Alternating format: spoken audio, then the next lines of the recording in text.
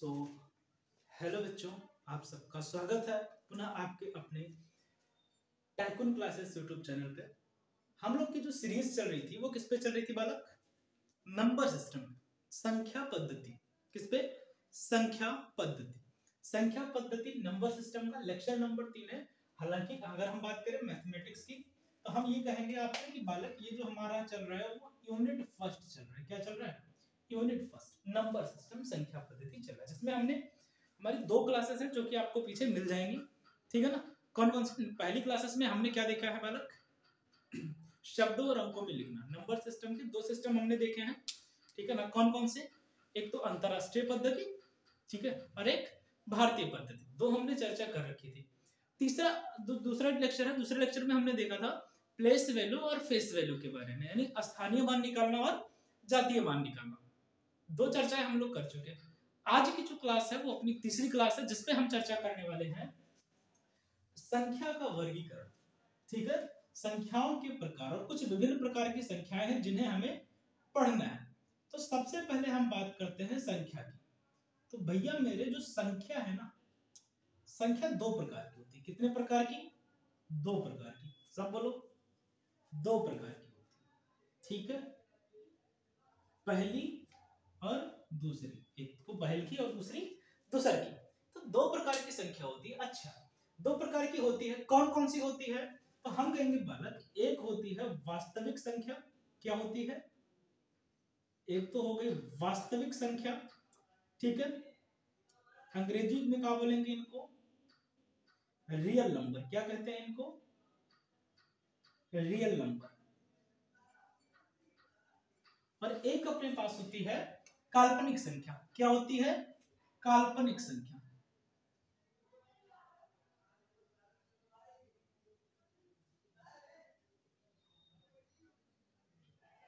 अंग्रेजी में क्या बोलेंगे इसको? तो कहेंगे इमेजिनरी नंबर। क्या बोलेंगे इसको? तो कहेंगे इमेजिनरी नंबर। अच्छा, अब ध्यान देना दोनों में अंतर क्या है, दोनों क्या चीजें हैं। ठीक है? तो वास्तविक संख्याएं क्या होती हैं, अभी हम डेफिनेशन आप लोग सुन लेंगे। काल्पनिक संख्या का जिक्र जो है वो 11th और 12th की मैथमेटिक्स में। जो अपनी इमेजिनरी संख्या है, काल्पनिक संख्या, वो 11th और 12th में मिलेगा। बस मैं छोटा सा इसका इंट्रोडक्शन दूंगा यहाँ पे, बाकी चर्चा इसके बारे में नहीं करेंगे। जो लोग मैथ पढ़ने वाले हैं, अगर आप 11th क्लास की मैथ पढ़ेंगे तो आपको वहां पे एक चैप्टर का नाम मिलेगा सम्मिश्र संख्या। चैप्टर का नाम क्या होगा? सम्मिश्र संख्या। तो एक्चुअल में जितने भी नंबर्स हैं वो सारे के सारे कॉम्प्लेक्स नंबर होते हैं, सम्मिश्र संख्याएं होती हैं। और सम्मिश्र संख्या किसे कहते हैं? तो कॉम्प्लेक्स नंबर वैसे नंबर्स होते हैं जिसमें वास्तविक संख्या और काल्पनिक संख्या दोनों को मिला के लिखा जाता है। अब ये क्या है, इसके बारे में हम चर्चा कर लेंगे थोड़ा सा लास्ट में, क्लास के लास्ट में। ठीक है? बाकी मैं चर्चा कर रहा हूँ वास्तविक संख्या। तो वास्तविक संख्या की अगर आप परिभाषा, अच्छा मैं दोनों की परिभाषाएं बता दे रहा हूँ, दोनों की चर्चा कर ले रहे हैं, फिर वास्तविक संख्या के टाइप्स करते हैं। ठीक है? तो वास्तविक संख्या क्या होती है? देखो, ऐसी संख्याएं, परिभाषा लिखिएगा मेरे साथ आप लोग, ऐसी संख्याएं जिसका वर्ग, अब वर्ग क्या है? आपने पढ़ा होगा स्क्वायर करना। जैसे मान लेते हैं, ठीक है ना, जैसे हमने कहा 2 का स्क्वायर, तो 2 का स्क्वायर, 2 का वर्ग मतलब क्या होगा? 2 गुणे 2। मैंने कहा बताओ 3 का वर्ग बताओ, तो 3 का स्क्वायर मतलब 3 गुणे 3, तो 2 का वर्ग 4, 3 का वर्ग 9। तो ऐसे बोल रहा है कि ऐसी संख्या है जिसका वर्ग धनात्मक होता है। क्या होता है? अच्छा, मैं यहाँ पे धनात्मक पूरा लिख दे रहा हूँ, बट मैं शॉर्ट फॉर्म में धनात्मक लिखता हूँ, वैसे प्लस लगा करके ऐसे। क्या बोलते हैं इसको? धनात्मक या पॉजिटिव। ठीक है? हालांकि मैं ब्रैकेट इधर नहीं लगाऊंगा, मैं ऐसे लिखूंगा इसको, पॉजिटिव। ठीक है? तो धनात्मक होती है, बट चलो वही लिख रहे हैं। तो ऐसी संख्या है जिसका वर्ग धनात्मक होता है। जिसका वर्ग क्या होता है? धनात्मक होता है, वास्तविक संख्या कहलाती है। क्या बोला मैंने? कि वैसे भी संख्याएं जिसका वर्ग धनात्मक होता है वास्तविक संख्या कहलाती है। ठीक है ना? अच्छा, एग्जांपल की अगर हम बात करें, उदाहरण देखो, जैसे मैंने कहा 3 का स्क्वायर, तो भैया 3 का स्क्वायर क्या होगा? 3 गुणे 3 यानी कि 9। तो 9 क्या है? प्लस है कि माइनस है? आप कहोगे सर जी प्लस है। तो प्लस है तो मतलब 3 क्या है? वास्तविक संख्या।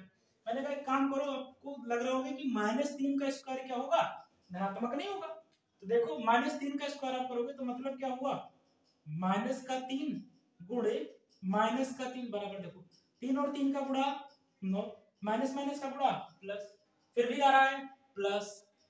समझ में आ रही बात।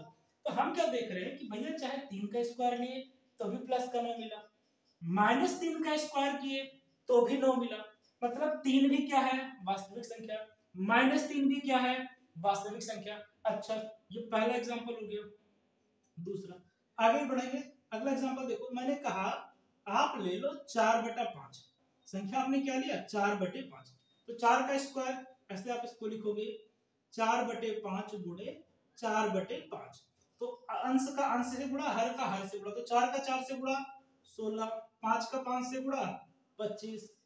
तो अब यहाँ पे देखो ये सब कुछ धनात्मक मिल रहा है कि ऋणात्मक है, तो आप कहोगे सर सब तो प्लस में है, अब वो चाहे बटे में। आपने कहा अच्छा अगर दशमलव में कोई संख्या हो, चलो हमने ले कह दिया 1.5 का स्क्वायर, दशमलव में आ गई, तो भैया दशमलव में भी हम कहेंगे तो 1.5 गुणे 1.5, तो 15। देखो अगर दशमलव का कभी गुणा उड़ा करना हो तो पहले क्या मान लो कि दशमलव है ही नहीं है, ये मान लो कि 1.5 नहीं लिखा है, 15 लिखा है, तो 15 गुणे 15 मतलब 15 का स्क्वायर, और 15 का स्क्वायर होता है 225। कितना होता है 225, कितना 225। अब देखो एक और एक, 2 अंक बाद दशमलव है तो यहाँ पे 2 अंक बाद दशमलव लगा दो, हो गया बराबर। तो ये सारी की सारी संख्याएं, वो चाहे 3 हो चाहे -3 हो, 4/5 हो, 1.5 हो, तो इन सब का हमने स्क्वायर करके देख लिया, सब तो धनात्मक आ रही है, मतलब ये सारी की सारी संख्याएं क्या हैं, वास्तविक संख्याएं। अच्छा, तो अब आपके दिमाग में आना चाहिए कि सर जी आपने धनात्मक संख्या ले ली, माइनस ऋणात्मक संख्या ले ली, आपने दशमलव भी ले लिया, आपने भिन्न संख्या भी ले ली, सब तो सब हैं जिनका स्क्वायर क्या आ रहा है, धन संख्या आ रही है, प्लस संख्या आ रही है। तो फिर अब आप हमको ये बता दो कि जब सब कुछ धनात्मक ही है तो ऋणात्मक कहां से आएगा। तो रुको जरा देखो, तो आई उम्मीद करते हैं कि वास्तविक संख्या समझ में आ गई होगी। अब अगर ये वास्तविक संख्या का फंडा क्लियर है, दिमाग में एक ही चीज हिट करना चाहिए रियल नंबर सुनते ही, कि भैया वैसे भी संख्याएं जिनका स्क्वायर करने पर आपको प्लस का मान मिलता है क्या होंगी, वास्तविक संख्याएं होंगी। एग्जांपल्स आपके सामने। अब चलो आ जाओ इधर, हम एग्जांपल की बात कर ले रहे हैं काल्पनिक संख्या के बारे में। तो काल्पनिक संख्या की परिभाषा क्या होगी भैया, वैसी संख्याएं जिनका वर्ग क्या धनात्मक ना हो ऋणात्मक हो। क्या लिखेंगे इनके लिए, ऐसी संख्याएं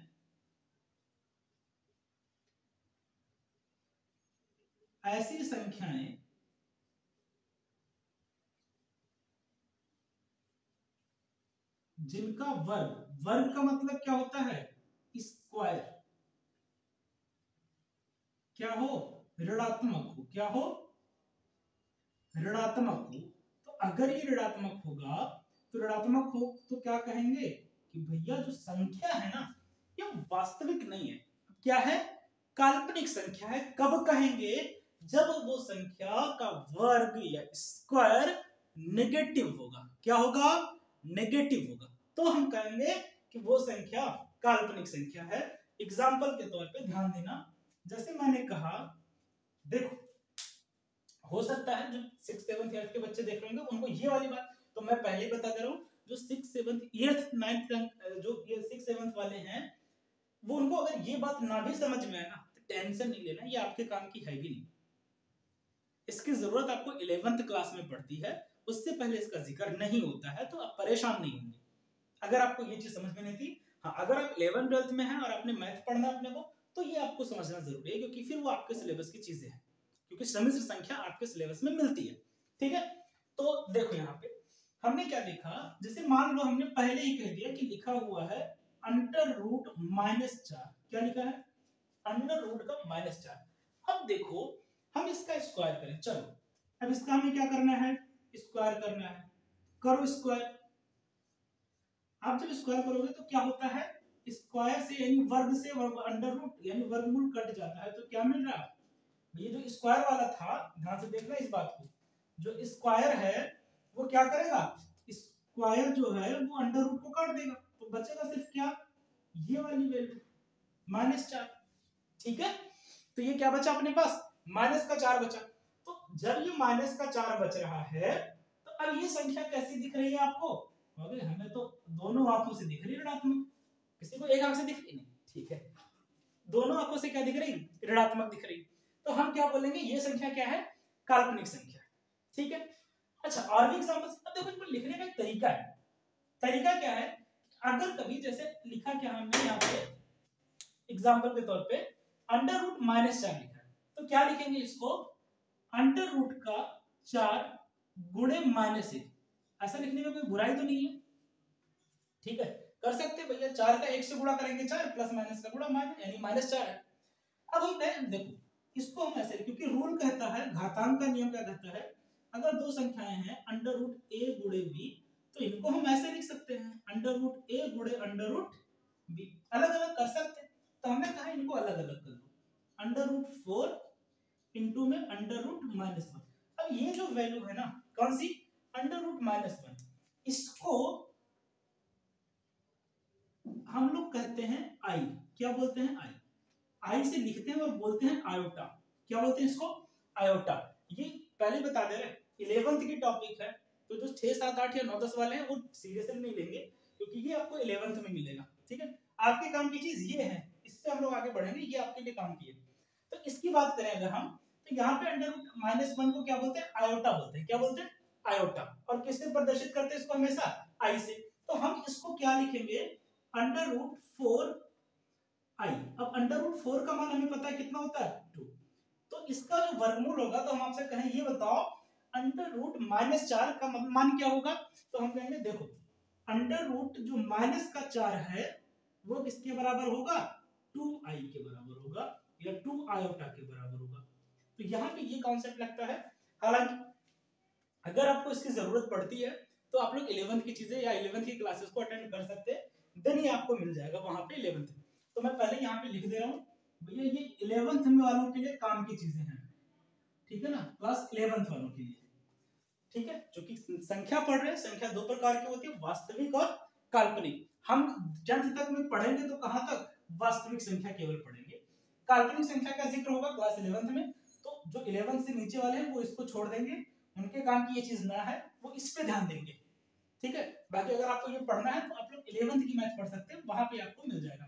ठीक है, तो इसका आप लोग स्क्रीनशॉट लेंगे या आप लोग इसको नोट डाउन करते हैं, और फिर बढ़ते हैं हम लोग वास्तविक संख्या की तरफ। ठीक है ना, क्योंकि वास्तविक संख्या भी दो प्रकार की होती है, परिमेय संख्या, अपरिमेय संख्या।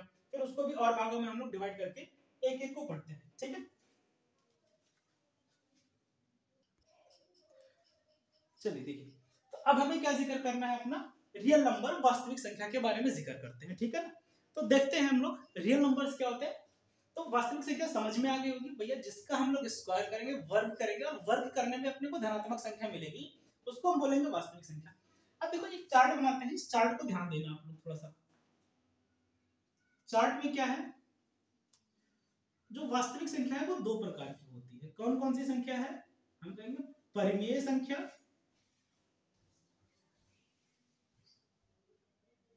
और दूसरी होती है अपरिमेय संख्या। क्या होती है, अपरिमेय संख्या।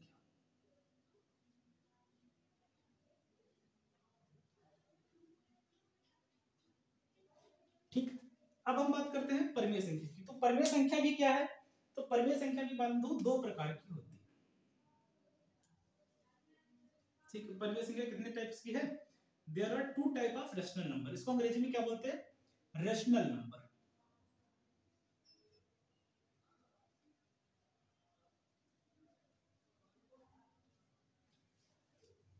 ठीक है, परिमेय संख्या ये दो प्रकार की होती है। एक तो होती है इंटीजर, धनात्मक, या हम कह सकते हैं पूर्णांक।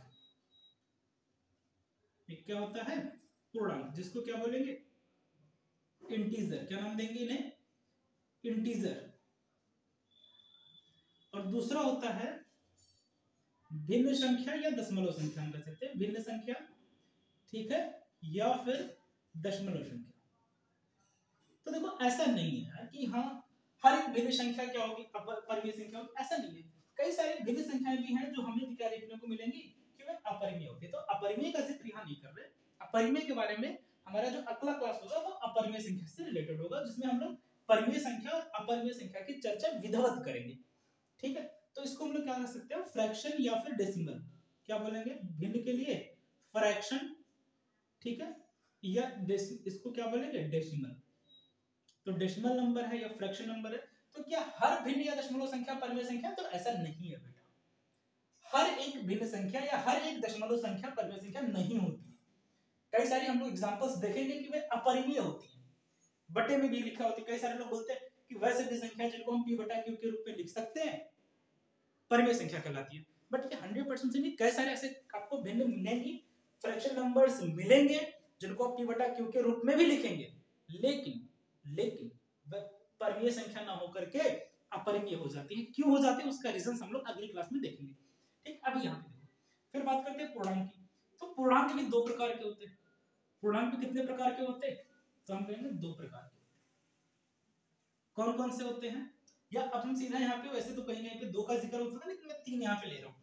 तीन में क्या क्या आता है, एक तो आता है नेगेटिव, क्या होता है नेगेटिव पूर्णांक, क्या होता, या ऐसे ले लो ऋणात्मक पूर्णांक, क्या है ऋणात्मक। ठीक है, ऋणात्मक के लिए क्या लिखेंगे अपन नेगेटिव, क्या लिखेंगे नेगेटिव। एक होगा धनात्मक, तो धनात्मक के लिए क्या लिखेंगे पॉजिटिव, क्या लिखेंगे पॉजिटिव, क्या बोलेंगे पॉजिटिव। और एक होता है शून्य, जिसके लिए हम लोग क्या इस्तेमाल करेंगे। अब कई सारे बुकों में आपको मिल सकता है कि भाई एक हो गया ऋणात्मक, एक हो गया गैर ऋणात्मक, नॉन नेगेटिव या नॉन माइनस। तो नॉन नेगेटिव का मतलब क्या हो गया जीरो और पॉजिटिव।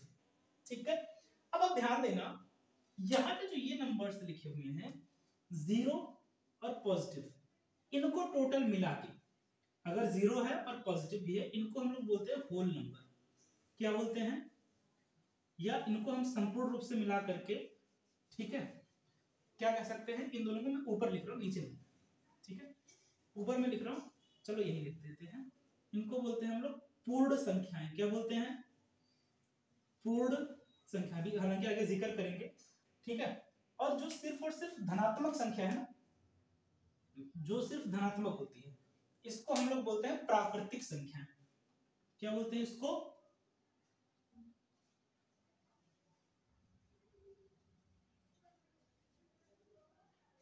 प्राकृतिक संख्याएं, नेचुरल नंबर।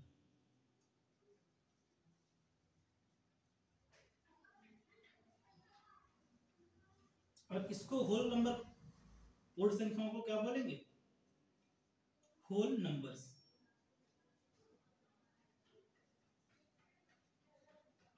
तो पूर्ण संख्या के लिए होल नंबर, तो हम यहाँ पे कह सकते हैं, देखो हमने इसमें दोनों में से जीरो को हटा दिया तो क्या बन गई प्राकृतिक संख्या, जीरो को भी ले लिया तो क्या बन गई पूर्ण संख्या बन गई। तो अब ये चार्ट आप लोग बना लेंगे, फिर हम लोग एक एक करके चर्चा करना शुरू करते हैं। प्राकृतिक संख्या पढ़ेंगे, पूर्ण संख्या पढ़ेंगे, फिर पूर्ण ऋणात्मक, फिर क्या पढ़ेंगे पूर्णांक, और फिर भिन्न दशमलव, और कल की सभा में हम देखेंगे परिमेय संख्या और अपरिमेय संख्या। ठीक है, तो इसका आप लोग स्क्रीनशॉट लेंगे। सो चलिए हम लोग अब आगे शुरू करते हैं, प्राकृतिक संख्या क्या होती है, किसकी चर्चा करेंगे प्राकृतिक संख्या की। तो आप लोग हमारे साथ हेडिंग लगाए प्राकृतिक संख्या, क्या हेडिंग लगाएंगे प्राकृतिक संख्या, अंग्रेजी में क्या बोलेंगे इसको नेचुरल नंबर। तो हम इसकी परिभाषा पे नहीं जाते हैं, ठीक है, कि हाँ इसकी परिभाषा लिखेंगे, आप लोग सुन लेंगे ध्यान से। तो नॉर्मली सामान्यतः हम लोग जिन संख्याओं का प्रयोग करते हैं वो क्या है प्राकृतिक संख्याएं। तो प्राकृतिक संख्याएं क्या होती है, जैसे 1 2 3 4 5, ये आप अनंत तक जा सकते हैं। कहां तक जा सकते हो आप, अनंत तक, इनफाइनाइट, कितनी भी बड़ी ले जाओ, कितनी भी बड़ी, जितना मन करे। तो हम यहाँ पे एक चीज कह सकते हैं, एक पॉइंट, कि भैया देखो सबसे पहली चीज तो क्या है, इसे n से प्रदर्शित करते हैं, स्मॉल n या कैपिटल N मान लो, से प्रदर्शित करते हैं, क्योंकि इसका मतलब क्या होता है नेचुरल नंबर से प्रदर्शित करते हैं। ठीक है। अब हम बात करें सबसे छोटी, मैंने आपसे क्या बोला कि ये बताओ सबसे छोटी प्राकृतिक संख्या कौन सी है। सबसे छोटी प्राकृतिक संख्या, तो देखो शुरुआत कहां से हो रही है, एक से, तो हम कहेंगे देखो सबसे छोटी प्राकृतिक संख्या क्या है, एक है। अब आपसे कोई बोले ये बताओ सबसे बड़ी प्राकृतिक संख्या, क्या बताओ हमें, सबसे बड़ी प्राकृतिक संख्या, सबसे बड़ी प्राकृतिक संख्या। तो भैया सबसे बड़ी क्या हो सकती है, कोई संख्या होती नहीं। आपसे बोले सबसे बड़ी संख्या, हाँ अगर आपसे बोले सबसे बड़ी 2 अंकों की संख्या 99, 3 अंकों की सबसे बड़ी संख्या 999, 4 अंकों की 9999, 5 अंकों की 99,999, 6 अंकों की 9,99,999, 7 अंकों की 99,99,999। लेकिन आपसे बोले बोलिए तो सबसे बड़ी संख्या नहीं बता सकते, क्योंकि आप कोई सी भी संख्या लिख लो, आप लिख लो लाखों अंकों की बड़ी संख्या, लाखों अंकों की संख्या लिख लो, और इसमें जैसे ही आप एक जोड़ दोगे ना बड़ी संख्या मिल गई। तो हम कह सकते हैं कि भैया सबसे बड़ी प्राकृतिक संख्या संभव नहीं है। क्या है, संभव ही नहीं है। सबसे बड़ी संख्या हम बता ही नहीं सकते क्या है।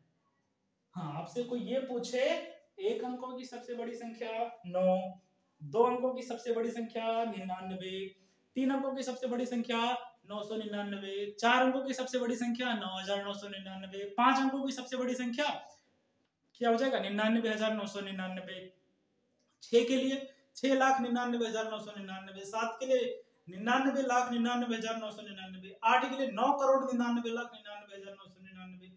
ठीक है, ऐसे चलती चली जाएगी। लेकिन क्या सबसे बड़ी संख्या लिख सकते हैं? मैं यहां से लिखना शुरू करूं, लिखते चले जाऊं, और लास्ट में जैसे मैंने कहा ये सबसे बड़ी संख्या है, उसमें कोई पहुंचा, ये देखो प्लस का 1 ऐड कर दिया, क्या किए प्लस का 1 ऐड कर दिया, लो हो गई बड़ी संख्या, कर लो कुछ। तो सबसे बड़ी संख्या सबसे बड़ी प्राकृतिक संख्या संभव नहीं है, ठीक है ना। तो ये होगी प्राकृतिक संख्या के बारे में कुछ छोटी छोटी सी बातें। अब इनके प्रगुण के बारे में हम लोग आगे पढ़ेंगे, साहचर्य प्रगुण, क्रम विनिमय प्रगुण, सब कुछ देखेंगे पेशेंस के साथ में। इसलिए मैंने कहा था ना कम से कम इसके आपको 150 से 200 वीडियोस मिलेंगे, और उतने भी पूरी मैथ खत्म हो जाए तो बहुत बड़ी बात है, क्योंकि अपना नंबर सिस्टम ही कम से कम 10 से 15 लेक्चर लेके जाएगा, कम से कम 15 लेक्चर केवल नंबर सिस्टम पे, और ढंग से पढ़ रहे बंधु। तो आप लोग भी सीरियस हो जाओ और सपोर्ट करो, थोड़ा सा वीडियोस को लाइक करो, शेयर करो, अगर चीजें समझ में आ रही है, क्योंकि इतना डिटेल में आपको यूट्यूब पे नहीं मिलेगा, सच बता रहे हैं, सच्ची बता रहे, इतना डिटेल्ड आपको मैथमेटिक्स बेसिक मैथ वो भी नहीं मिलने वाली जितना मैं यहाँ पे मेहनत कर रहा हूँ आप लोग के लिए। सो देखो आगे, अच्छा तो प्राकृतिक संख्या हो गई। अब बात आती है होल संख्या या पूर्ण संख्या।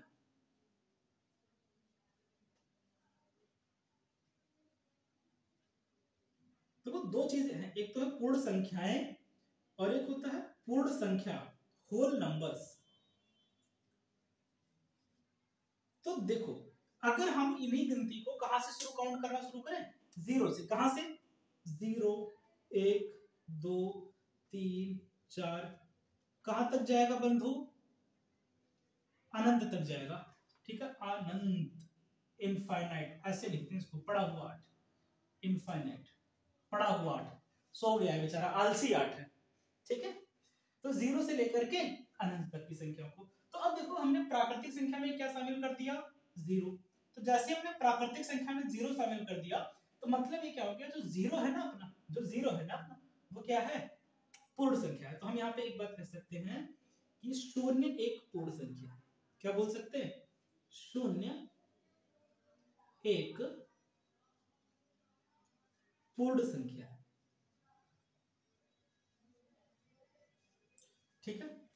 अब देखो यहाँ पे पूर्णांक को मैं एक ही लाइन में चर्चा कर ले रहे हैं, पूर्णांक के बारे में, ठीक है।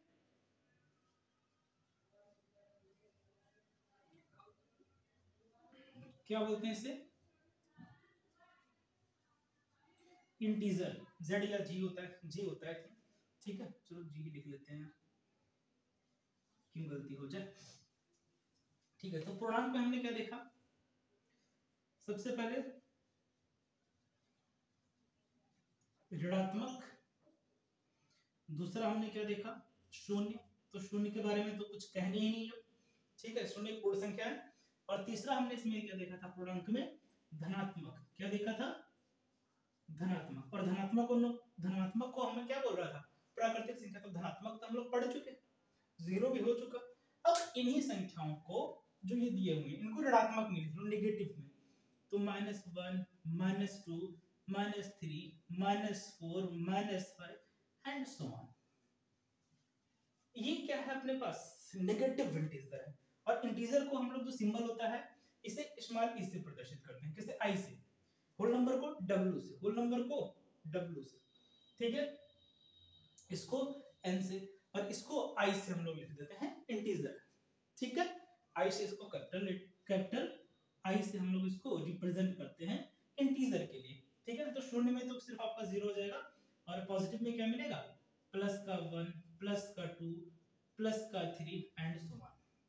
तो हम लोग यहाँ पे एक चीज कह सकते हैं, क्या, देखो इधर, मान लो जो नंबर लाइन होती है ना, अच्छा मैं आगे थोड़ा सा चर्चा में आप लोग का कर ले रहा हूँ, थोड़ा सा नंबर लाइन के बारे में, ठीक है।